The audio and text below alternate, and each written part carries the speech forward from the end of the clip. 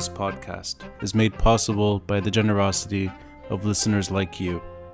Kindly consider a contribution through Patreon or PayPal. Links are in the details box to this episode. Patreon is a monthly subscription and you can cancel anytime. And PayPal is a one-time donation. Any amount is appreciated. I'm Rania Matar, and this is the Beirut Banyan.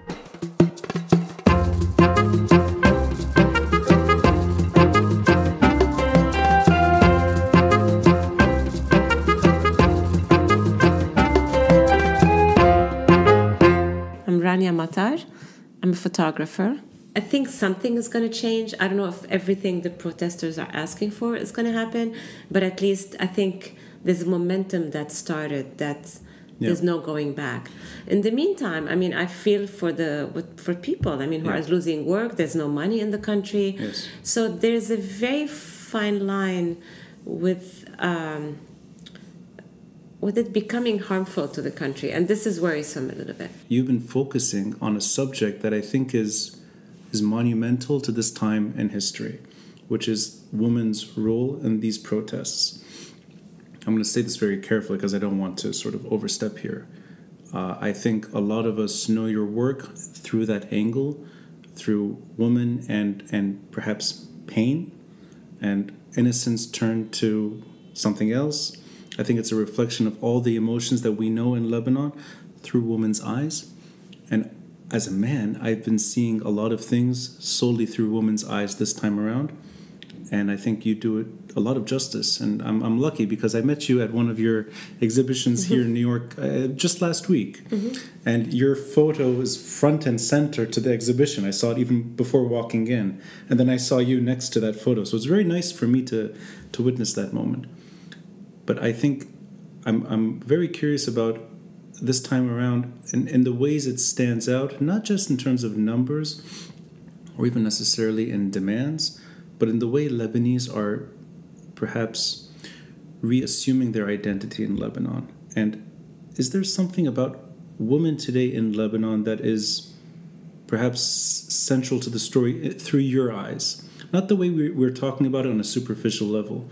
Not just that there are women protesting, but I mean in terms of women's place in Lebanon. Is something standing out to you? When I was there, I wasn't there to photograph the protest, and I didn't photograph them the way, because many people are photographing the protest. So I wanted to give it my own angle, which for me was interesting to make portraits of the protesters. So I got to talk to them quite a bit, and I was in awe that they were, again, in their 20s, and they were so many women, and they had so many demands. The other thing that was fascinating is for the first time it was secular. Like you would see people like Muslim, Christian, everything. I mean, they were mixed together, and it was a non-issue. They were friends. I mean, talking about not only the women, but I remember talking to two guys who were sleeping in the tents at the Saht al-Shahada at the in the downtown. Yes. And, one was a Kevin and the other one is Muhammad, and they lived together, and nobody cares. Kevin. And... Was Kevin Lebanese? Yeah. Oh, great. Okay. I mean, there was Kevin, there was Jean-Pierre, there was Khudr, and there was Muhammad. Kevin and Khudr. Yeah, so they, they could not care less about religion. I mean, they see the world differently than us and the older generation before us saw the world. And I listened to my parents arguing about it. And I'm like, you don't get it. They don't want this or that. They don't want none of them. And but would you put the onus then on the fact that the average protester is so young today, that it's a new generation? Or do women fit into that story as well, that it's just both young and woman-driven, female-driven? Of course. I mean, it's women and it's the young generation, I think, and the young women, basically. And young women, yes. So I found that pretty incredible. I mean, they were there. They were right at the forefront of everything. Yes. They and everything was coming out, like, domestic workers, LGBT rights, women's right, the right of a woman to give the citizenship to her kids. I mean, everything that's been kind of just encapsulated, exploded all of a sudden, and it was wonderful to see. Now I think it's becoming real, and there are growing pains in there, and I'm hoping it's gonna still lead to somewhere where politics doesn't take over, because the seeing it and treating it to the young generation, and they were also so interested in climate change. There was a woman coming every morning picking up all the trash and recycling it. I mean, it was incredible to see that in Beirut. You, I think, said a phrase that I like, because I always think of that in the background of a lot of your work that I've seen myself, growing pains.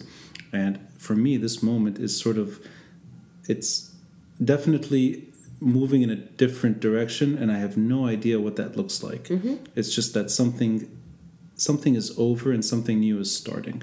It may look worse, we don't know. It's probably too early to say, but it's just that... I mean, even if it looks worse for a moment, I think it will be long better. Term, yeah. Now, the growing pains aspect, the work that I enjoy the most, innocence surrounded by chaos and destruction, and a lot of it's not just the subjects that I see, but it's also the background of these photos that in a way you are able to capture the Lebanon that I don't know. Something about maybe women in Lebanon are part of that pain, maybe more so than men. And I want to unpack this as much as possible. Is your work going back to something that you experienced at a younger age in a Lebanon that I don't know? And I will never ask a woman her age. I don't have to, because Wikipedia shares that information. And I know that you were old enough to at least have some memory of Lebanon prior to the war. I mean, I was 11 when the war started. Yeah. So you're entering that sort of very delicate phase of life, adolescence. Mm-hmm. And Lebanon is going through its own sort of emotional outburst. Is there something that's sort of in that window that is a constant theme of your work? This turning point, not just in Lebanon, but in your own life? The turning point in my life I think it's too many things, but the main turning point was September 11. Mm. So to tell you, I'm trained as an architect. I was doing photography to photograph my children, and fell in love with the way to tell stories through photography. And then I'm living in the U.S., and up to that point, I'm living the American dream. I'm working. I had 4 kids, and I became. I mean, every time you hear the news, you hear the them versus us, and all the Middle East portrayed in as terrorists in a pretty negative way. And, even though I grew up in a war, the people I knew and the people I had a relationship, I mean, they were just wonderful people. So I wanted to go back and tell a story in Lebanon. So because of an American event, it kind of brought back something within you, that Lebanese-Palestinian. Okay, so both at once. Yes. Which up to that point, I mean, my father was Palestinian. I lost my mom very young. That's another thing that's partly present in my work on some level. Yeah. But my father wanted me to be safe during the war. Mm-hmm. And he always said, you're Lebanese. He's the Palestinian one, I'm Lebanese. So I really grew up owning my Lebanese identity. And it's not till much later that I was living in the U.S. After September 11 that I became interested to explore all that side of my identity. Interesting. So I started going back to Lebanon and making pictures in Palestinian refugee camps. And so the early work was in a way trying to get a sense of... I mean, I discovered areas I never knew during the war, because the war started in 1975. I was 11, and my circle was very small. So I didn't know that there were refugee camps like 10 minutes by car from where I grew up, that people lived in those conditions. So even in those years, you were kind of shielded from a lot of the war in Beirut itself. Yeah, because during the war, I mean, the bubble becomes very small. Right, I mean, I went to school and all this, and we left when things got bad. Which part of the city? Where were you during the war? I lived across the street from Collège Protestant. Okay. In Reitem. Yes. So Ras Beirut to a degree. Yeah. Which, I mean, I've asked people this question. I'm always fascinated to learn that Ras Beirut was still relatively okay, even at the sort of the late 70s. That life moved on in Hamra, and people still went out, and there was still sort of this cosmopolitan feel to Beirut, which to me is still, I find that fascinating, that in the middle of a civil war, Hamra is still Hamra to a point. I mean, it's fascinating, just like now with the protests. I mean, you'll have a protest downtown, and people are, throwing whatever it is they're throwing at each other and breaking windows. And about half a kilometer away, people are having dinner in a restaurant. Yeah. I mean, the war was a little bit like that. Like at night there was a war, and sometimes life went on during the day in some weird way. Yes. But my work I became very interested in portraying the humanity of the culture that I knew. And this is what turned me into being a photographer, really. So 9/11 made you, in a way, your identity somewhat vulnerable in the U.S., that you felt Not at all. No. It made me come to terms with the sense that, I'm both. I'm American, but I'm also Lebanese, I'm also Palestinian, and up to that point, especially in the U.S., if you're everybody's from somewhere, so you don't think about it. Yeah. I mean, I was having babies, and I was trying to build my architecture career. I mean, I wasn't thinking about identity. I was just living my life. But when somebody starts saying them versus us and putting people in boxes, and you start wondering, like, am I them or us? I'm the same person. Right. And really, that was the beginning of wanted me to be a photographer. And then my work changed over the years. It started more documentary in refugee camps or after the 2006 war. So I got to go to southern Lebanon, exploring areas that I had never seen in Lebanon before. But then eventually, my daughter was becoming a teenager, and I was fascinating with her growing up. And I decided I'm going to just work in the U.S. for a while. But then, as I started photographing these girls in their bedroom, I realized I was exactly one of those, in a different culture at that point, 25 years earlier, different country, different culture.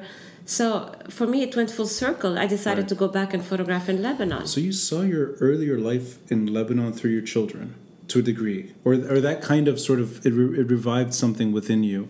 It's actually through photographing. I was doing a project. That's not my children. I was photographing teenage girls. Teenage girls, not your children. Yeah. Okay, but it was inspired by my daughter. All my work is very autobiographical. I see. Yes. I mean, the way I'm photographing women and mothers and girls is following my own personal life. Yeah. Including American, Palestinian, and Lebanese women as part of who I am. So that's important. Yeah. So when I was in the middle of photographing all these different teenage girls in their bedrooms, because the bedroom was for me, the sense of expressing, of exploring their sense of identity, what they put on the wall. Right. And I realized that I was exactly like those young women years earlier in a different country, different culture. But I was also, my room was my little sanctuary, and I was putting stuff on the wall that the famous rock star of the time or whatever. So I decided to go back and photograph in the Middle East. Right. And then the work started becoming in a way that I'm photographing in both cultures. Yes. And then when the books came out, and I always mix the pictures. Because for me, the location is secondary. For me, it's about a girl growing up, and there's this shared humanity of growing up and becoming a woman that happens to all women and all girls, right? Whether it's in a refugee camp or in Lebanon or in a rich suburb of Brookline where I live or anywhere.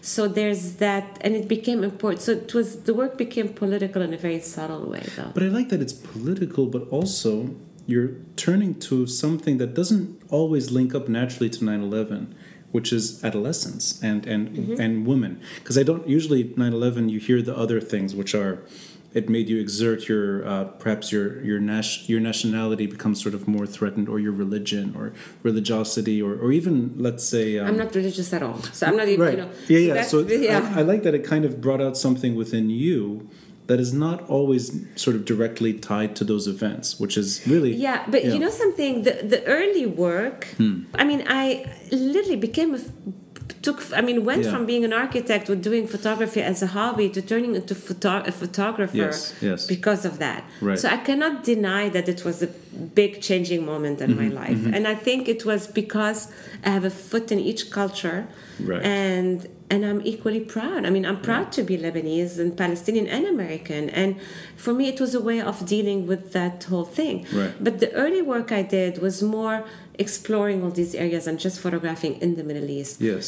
The later work, and it still stays till now, became more about combining the different girls from different cultures and mixing, and it became more about womanhood than about just the Middle East. Yeah. if that makes sense. Well, that makes sense. And also, I reminded of a conversation I had with Ziad Douairi, the filmmaker, who said it very clearly, that he's comfortable whether he's in Beirut, in Paris, in New York, and he's fine with it. Yeah. That he doesn't really feel the need to be... There's no insecurity to the way he feels. That you can be all of the above and be just fine. And I think that kind of art is the most difficult to express. And I think it also requires maybe a bit of belonging to more than one identity at once, which is always a difficult sort of navigation in life. Mm-hmm. I know that a lot of your work is celebrated in America, but it's also celebrated in Lebanon. And just for you, right now, given that all that's been happening in Lebanon and what you saw the last few months, and I know that you were portraying the protesters, maybe not necessarily women at that kind Mainly women. But women protest, are still... Yeah. So you're still... Right. You're still drawn to that experience. Do you wish that you were there more? Is there something about having that happen and being here, even if you're comfortable here, even if your career is based here? You know, as my kids are getting older, I am there very often. So I used to go in the summer and spend like the summer there and then not go at all. I've been going 5 times a year. 5 times? Yeah. Okay, I mean, so you've really... I've really been going a lot. I mean, I don't stay too long. I might stay a week to 10 days. Right. But I have my father. I mean, he's getting older, so I need to be there. Right. My kids are in college and they're or done with college, so I don't have kids at home.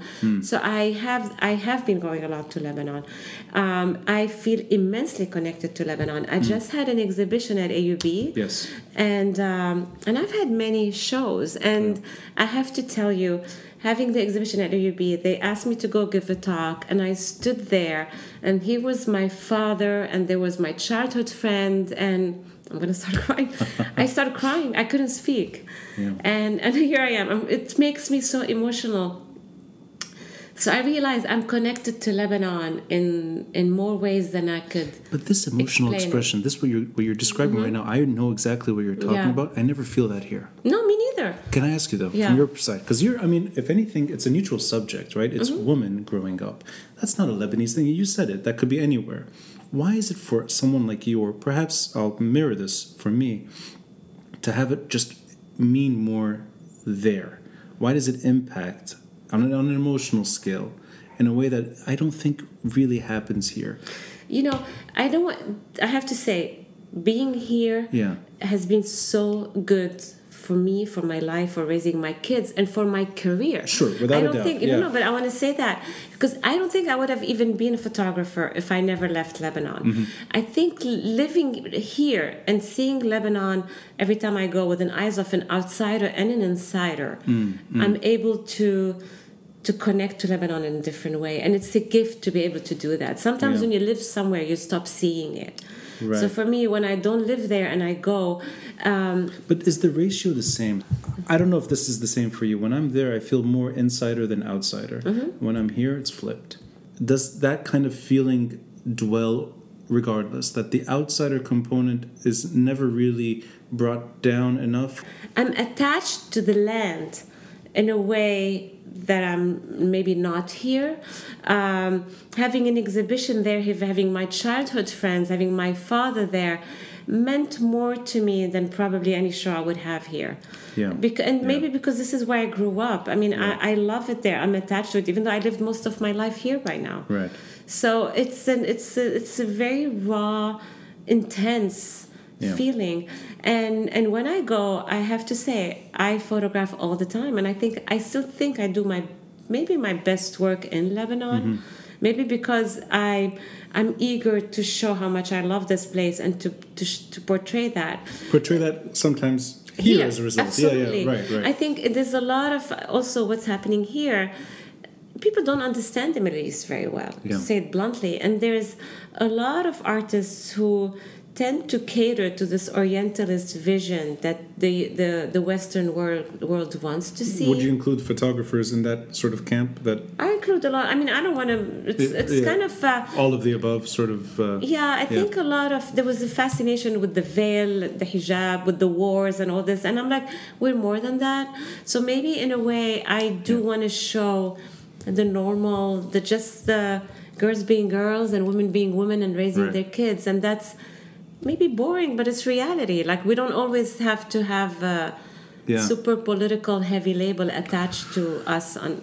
It may be political, but in a fundamentally unique way, which is that, yes, our women are strong too. Yeah. You know, that is a kind of politics that's not, maybe it's not given enough breathing space in Lebanon, or even way people interpret things from here. No, but in Lebanon, I think this is changing now moving forward. Right. It's unbelievable. Yeah. I mean, I did start taking some portraits that I was going to make an installation of all these women, you know, with the protest. And I'm hoping, but the last time I went, as I said, it became more violent, so that there was none of that peaceful, inspiring movement to it. And I think maybe it's taking so long, and this is part of what has to happen.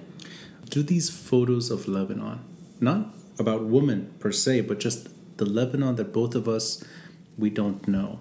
That's kind of like a nostalgic Lebanon that we look back on and wonder, why did things end up the way they did? They could be from the 50s and 60s, just a Lebanon that our parents and our grandparents grew up in.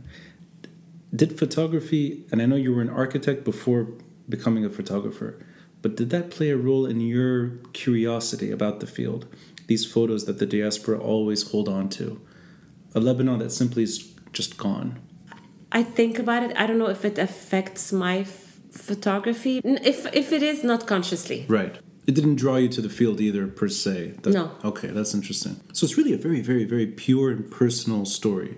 This is your world through your eyes. And I think so. Yeah. I think so. And you know, this Diane Arbus has a quote that I love, and I hope I quote it right. The more specific you are, the more general it would be. And I love that because, you know, I mean, doing something through my own experience, I'm hoping as a woman and as a mother, and also as somebody from two cultures, might resonate with the larger world, even though it's coming from somewhere very personal. Right. Like I did. My project, The Girl in Her Room, was based on my older daughter when she became a teenager. Then I did a project titled L'Enfant Femme that was based on my younger daughter. And you did a photo at the Rose House in Ras Beirut. Yes. And that, I mean, see, the thing is, I see that as well in your photos. I don't think that's an accident. I don't think you just sort of stumbled upon that home and you said, let's take a photo here. I assume that is something beyond just the woman in that place. Oh, absolutely. Right. But I tell you what, I started in 2017 or so. I mean, I was losing my hair. And you see, it's so much part of who I am. At the same time, I was invited to do a residency at Kenyon College in Ohio. Okay. And again, my daughters were at that age of being 20-some and being lost a little bit. And I fell in love with the Ohio landscape. And because of the whole sense of hair, I was obsessed with our physicality and our texture. And I started, again, this project in the U.S. dealing with the landscape and the relationship of the person to the landscape. And then, again, it's important for me to include Lebanon. And for Lebanon, I'm fascinated with the texture of the city that has so much of these old walls. And that's the fabric of the city. Right. And so when I started thinking of places, the Pink House, La Maison Rose, was something I wanted to explore. Because for me, this is very much part of what I remember passing by. And it's like a symbol of that thing that's still standing despite the war. From your younger years, not from... Not only younger years, all along. And I go running out. I used to train for the marathon. I would run on the Corniche and look at it. And I was always fascinated with that house. The symbol of these houses that are still standing, that could be destroyed one day, but they're still standing, and they're very much for me the backdrop of these women who are now downtown and resist, and during the revolution or whatever it is.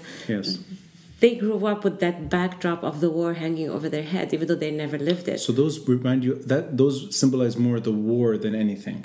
They don't have... It's for me, it's the symbol of the kind of the structure that are still standing from the war.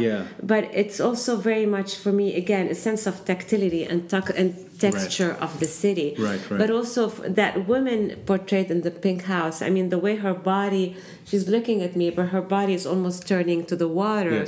So there was something symbolic about moving forward from that a little bit. So that's more what I see. The Pink House, I mean, I don't even remember it from before the war. I remember it when I was going back, but it wasn't in such poor conditions where I would go on running at Corniche and it was always standing there and it was majestic and now it's really just... It's barely standing up. Yeah, barely. But I do see loss in these photos and I see a stunted maturity. And these things, I know they're personal and it's what you know, but for me it speaks more to the Lebanese story. And I know that they represent a broader theme, but I can't help but see the Lebanon that I... No, I mean, I love that you see some of that. Yeah. I mean, because, I do work that... I mean, when you make art, I'm making work that for me to deal with something or one way or another, how it's starting from inside, turning into something. And then if you're seeing something in it, then that reminds me of something that you could relate to, and it moves you in some level. That's a gigantic honor for me. I mean, that's honestly... I don't want to I'll say that's how I've come to learn about you, is that these initial photos that I saw, I was so taken aback by them. And I mean, I'm going now more than... This is maybe 2007. Just a while ago. Mm-hmm. And I remember like just falling in love with certain photos. But again, I think what you're doing is actually the right thing, which is your personal story. You're giving the audience their own personal reaction. I love that you're saying that. But I hope, and I truly hope that my photos feel very intimate, because I built a very intimate relationship with the woman I photograph. Yes. Very intimate. I mean, like, and I think on some level there's something that is a man probably would make a different picture. The photo that was recently exhibited in New York, this sort of woman lying in the water. In the water. What is the name of that photo? Is there a name to it? I usually give the name of the woman in the photo. What was her name? Her name is Ala. Ala. Okay, so you were very kind to show me a photo of her next to the photo. Yeah. And she was embracing the photo the way she embraces the water. It's almost like a duplicate. Yeah. And I thought that was fantastic. It's like, how did you manage that? It's like, no, that's literally your subject reacting to your work. And it's almost like two layers of personal baggage at once. And you're able to see it. I think that's very cool. Yeah. No, it's very, very cool. Now, no, but that's cool that the way you're presenting it, because it means a lot to me to keep the girls and the women or the young women in the loop of what happens with the work. Because for me, it's especially with the newer work I'm making, which I call the She series, it's moving into something new where it's based on a collaboration. So it's very much... collaboration among photographers? No, or the with collaboration with me and the woman I'm photographing. Yes, right. So it's not that... when I started my early work with documentary, which was I'm observing a scene, I'm disappearing and I'm photographing. And this is becoming different, where we're building that whole thing together. Yeah. So the picture of Ala, basically, she had the idea of where we should go, and we went to Khiyam, which I didn't know Khiyam well. I didn't... Oh, she took you there. I mean, she's from Khiyam. Oh, right, okay. So it was her idea to go there. So it's her own personal photo, in a way. Like, that's what she wants to show you. We built it together, the photo. It's also my vision, but it's not... So this is what I'm saying. It's a full 100% a collaboration. Can I ask you, why do you do that? Why do you take that extra step? I love it. And I love that I'm discovering new areas. I feel like it's... the work changes over the years. Yeah. And it's nice to evolve in one way or another. Right. I had pictures included. I mean, I was doing this work that was more, again, about the texture and the physicality and all this. And the National Museum of Women and the Arts chose 3 images to put in an exhibition they called "Live Dangerously." And I loved that they saw that in my work, the live dangerously aspect. So it moved the work a little bit in that direction, where there's this sense of risk-taking. But I wanted to be about empowerment, about making art. So I have collaborated many times with Ala since. Oh, really? Yeah. Okay, well, that's, I said... but I love it because, she's covered in black. I mean, talk about... And for me, it's like, because, I was telling you, I'm tired of seeing all the women with the hijab and all this. So for me, it's like, at some point, I forgot about the fact that she's covered, because she's such an artist at heart. I'll be frank. that's not even, I mean, yes, it's in the photo. But it's not what you see. Exactly. Yeah. It's a non-issue. It's a non-issue. So for me, that was important to me even, because... You're bringing out that human, I mean, her facial expression in itself is the photo. Yeah. But then you can forget what she's wearing right away, which I think is quite powerful. You become, in a way, adjusted to what people talk about, and you take it almost like it's a passing issue. Like, who cares what she's wearing? Look how happy she is. Yeah. And I'm going to bring it up again.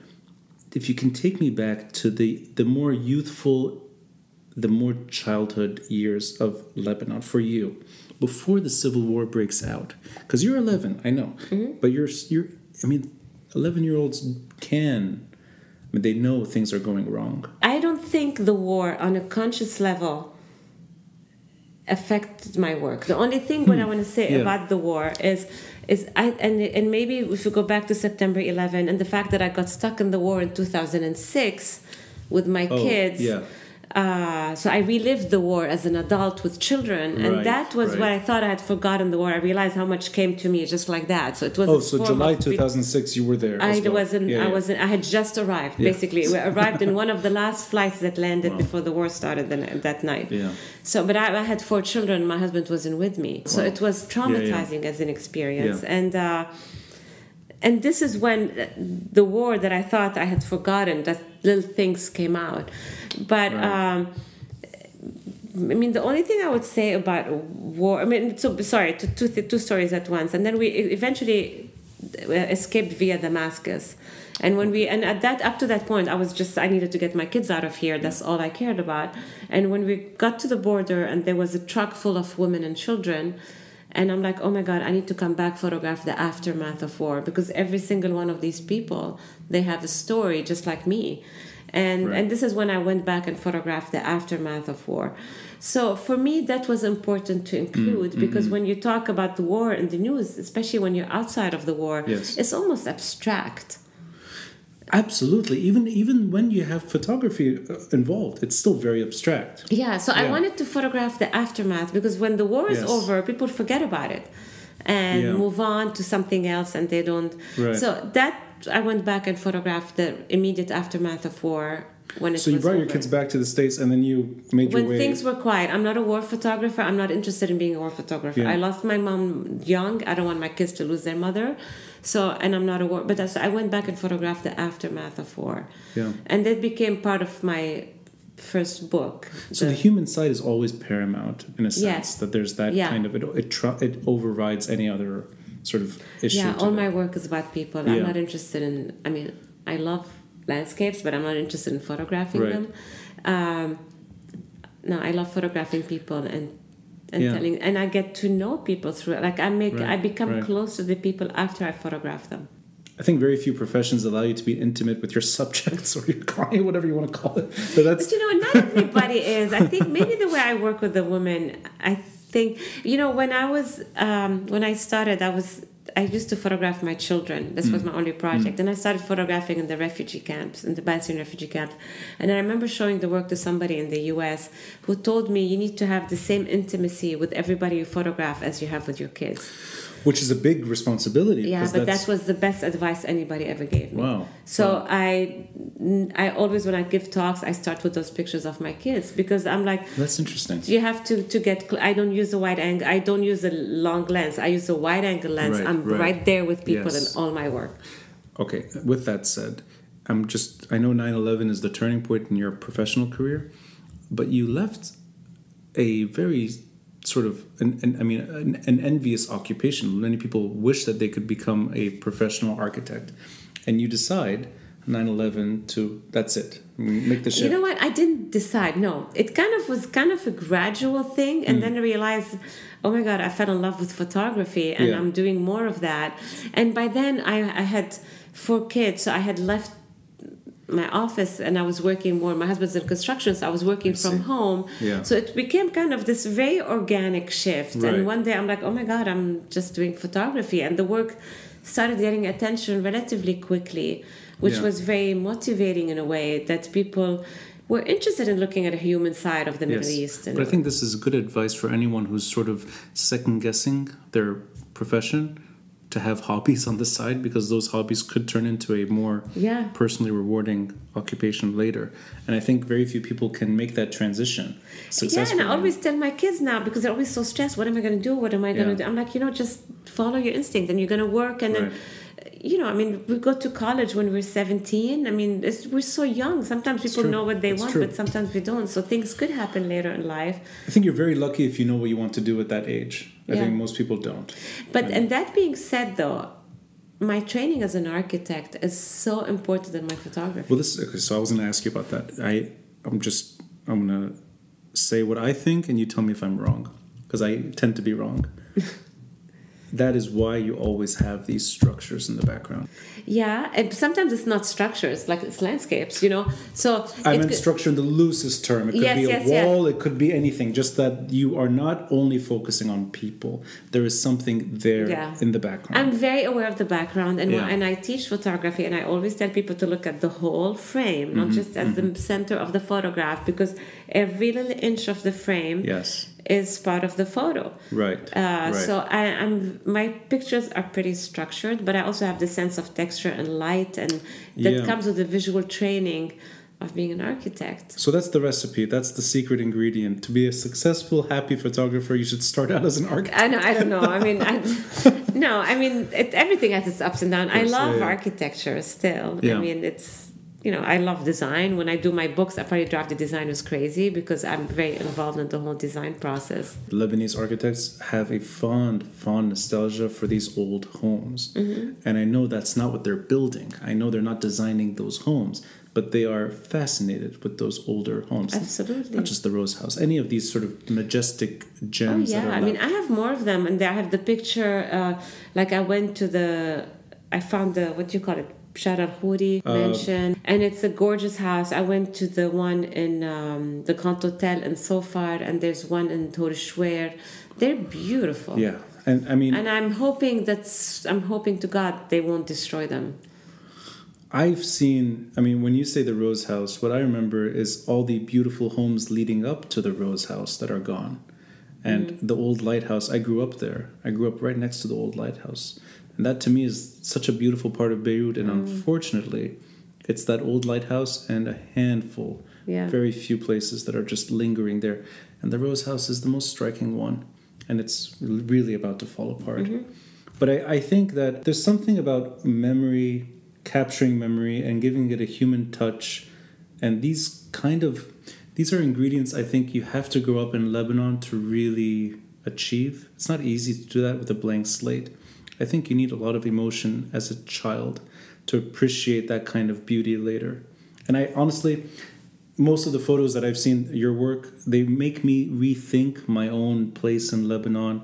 And I'm very lucky that I'm actually recording in your home. and anyone that's listening, this is the Rania Matar exhibition, the permanent exhibition. You've put up wonderful photos, and actually the entrance is a photo I know well from 2006. This is the cover of my first book, actually. Yes, that was just after. That's from late 2006. That was literally after after. This is when I went back right after the war. Right.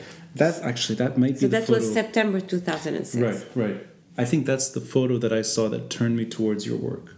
When it comes to the protests, I've spoken with dozens of journalists who are talking about Instagram, citizen journalists that are just literally taking photos of the moment and sharing it. And I associate Instagram with that kind of quick, easy access. It's not where you go for sophisticated photography.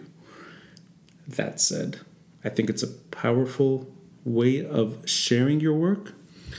I was kind of baffled when I met you.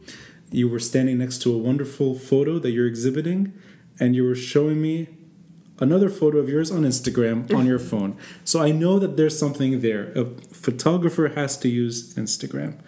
To be honest, I have to use Instagram. I do a podcast. I have to use Instagram. What is Instagram to you, and what does it mean to you? And Are there benefits? Are there disadvantages? Just your knee-jerk reaction to this thing. I literally have a love-hate relationship to it. I think it's important to have it, and I used to use it, as you said, when it started, just like for the quick, fun moments. Somewhere along the line, I realized that people who follow you, like, there's more at stake when you're posting something now. So it gradually became something more selective. At the same time, I don't like to just post my work on Instagram. I mean, I had an exhibition last year, and somebody came to my show and they're like, "Oh, I know this picture. I've seen it." I'm like, "Where have you seen it?" It's the first time I exhibited. Yeah. And they'd seen it on Instagram. So I don't like doing that anymore. How did they see it though? Because I had posted it on Instagram. Oh, they saw it from you. They saw it from me on Instagram. So I realized that it's taking away. I mean, because I'm not doing photography as journalism. I'm doing more at art. So I have to post something just to stay relevant. But I'm not over posting my work. I think I was doing more of that before, and now I'm being more careful. I posted. I mean, it's a very powerful tool, like to say when you have an exhibition, and you have to stay relevant. I love seeing what my friends are doing on Instagram. So with my kids, with my friends. So I go on Instagram. I love looking. So I have to post every once in a while. But I'm realizing that it's becoming a little more stressful. Like I have to think about what to post and when, and So there are potential consequences to using Instagram when it comes to sharing your work later. That if somebody's already seen it, it dilutes that experience. If people have seen it and it's been exhibited, then I don't have a problem putting it on Instagram. Right, yeah. But the fun thing was putting it, which is what you say before, when I'm excited because I've made a good picture and I want to share it. Right. And I'm often impatient and I do that. Yeah. And then I realize, but I'm taking away from the real thing. So I didn't, to be honest with you, I don't know yet if I'm using it right. I know that there are photographers who are so good at it, and you look at their page and it's beautifully curated and all this. Mine is not. I still put pictures of my kids here and there. Right. So it's not a purely professional page. I try to, It's a strange beast, and it's. I know that it's critical to sharing your world, whether it's professionally or personally, but I don't particularly like it. And I say that as someone who uses it and knows that it's beneficial. Yeah. And I'll just use an example. Seeing your photography at home at the right size, the actual photo of the photo, that doesn't fit on a phone.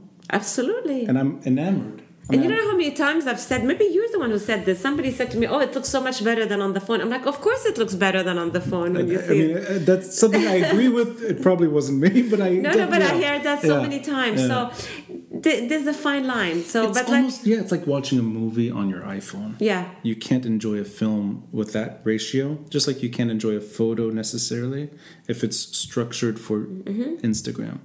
But is there a way to overcome those limitations when it comes to at least getting the message across? I mean, in other words, are you stuck with Instagram?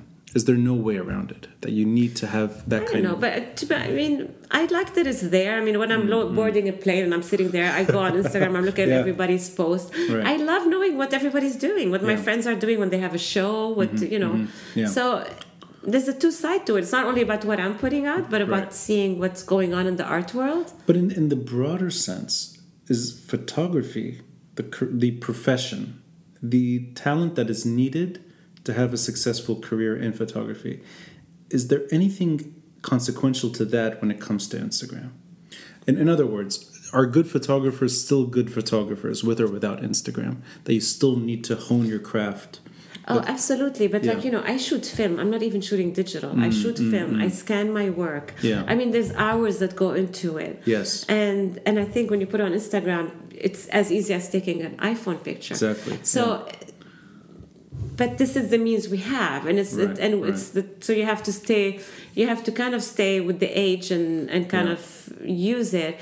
But I'm learning as we go along to be a little more careful how I use it. Yeah. So just caution at the end of the day.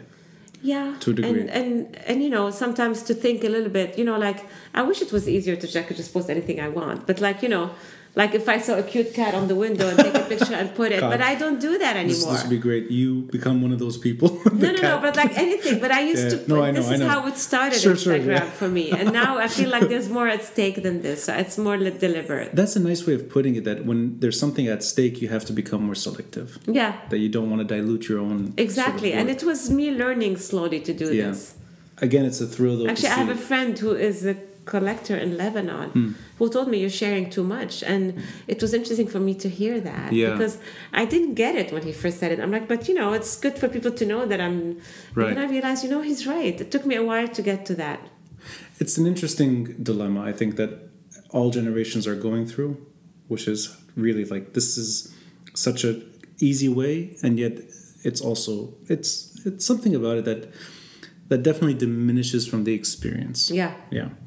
But again, I love seeing your photos in the right size, and I don't imagine an iPhone as big as any of these photos. So this is the way it should be seen. Oh, absolutely. And again, like when I teach photography, I make sure that we make prints, because there's something to be said for the object, not only for looking at pictures on a computer even. Right. There's like a physical, tactile object, that's piece of art that comes out of it, so and I work on the prints, and I make sure I work hard on making a beautiful print.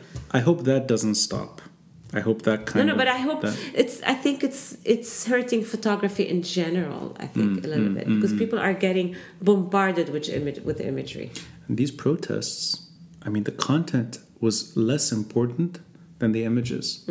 I think a lot of us enjoyed those protests without reading what was happening. In a way, we all knew what was happening, but we're just watching, we're looking at the images, I'll be honest, I was on Instagram most of the time. Me too, because the news, if you're in the US, they don't say anything. Right. I was learning my news from Absolutely. Instagram. And even while being there, I think people were just sharing photos on Instagram. And that's, I think, it's become a communication tool that fortunately or unfortunately, we can't live without at the moment. But as long as photography as a profession, what you're doing, that kind of intimacy with your students, forcing them to print their prints, that's important. In terms of the aspirations for all Lebanese, not just in Lebanon, but throughout the world, is there anything in your mind that the diaspora can do to at least make sure that Lebanon is not the Lebanon that we grew up in, that it's a country that will one day work? And I'm not just talking about your kids, but potentially grandkids and later. Is there anything the diaspora could contribute more to make sure that this country does not sort of fall apart completely? I think the diaspora has been pretty incredible in giving a great image to Lebanon. It makes me sad how capable the Lebanese people are, and you see it a lot of times by people living outside of Lebanon, and how often they don't have the room to grow in Lebanon because of all that's going on. So artists in particular that don't have that kind of actually artists, if you see now what happened with the protests, with all the graffiti on the wall, it's incredible how it just exploded. There's so much talent in this country, and I hope I don't know what the diaspora could do besides not giving up on Lebanon and trying, like I try to take my kids once a year. It's important for me that they have that attachment to Lebanon, that we don't forget. Because, with the first generation, we're always attached to Lebanon. Yes. But sometimes the next generation, and then they get married to somebody who's not from there, and it gets diluted. And I hope, I hope my kids love Lebanon. It's never, they still agree to come with me every year. And I hope we could all do that, so people stay attached to that country at some level. Because in a way, that's not even, that's diaspora, but that's also diaspora with strong connections. It's not just sort of people living abroad that go once every 5 years.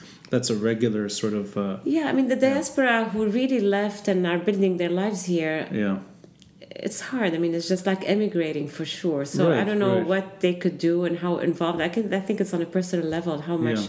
And I think it's people who still have family there somehow keep a foot in the country more than people who the whole family left. Let's put it this way. That's true. Actually, that always, I think that's a forced connection at times.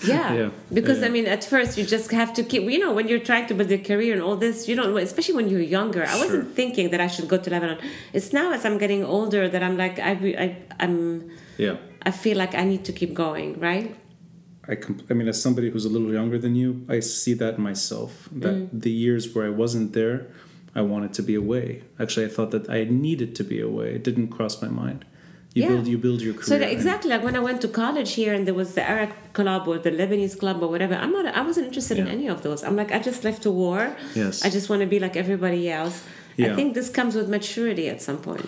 I think it also comes with finding yourself at that period of life. The background means less. Where you're from and where you're coming from is not necessarily important. It's who you are and what you want to be. And that programs you to look forward, not backward. Mm-hmm. But then when you reach it, all you have is just what you left behind, and you look for it again. Yeah, and I'm telling you, I experienced it on such a powerful level. Yeah. When at my I didn't expect that. Yes. At my exhibition at AUB, I'm like, my parents met at AUB. I mean, there's something about this that I could claim to this place that I don't have here. I couldn't say it better. And as a fellow Ras Beirut, I know what AUB means to you, and it's a privilege to meet you. Thank you so much, Ronnie. This was fantastic. Thank you.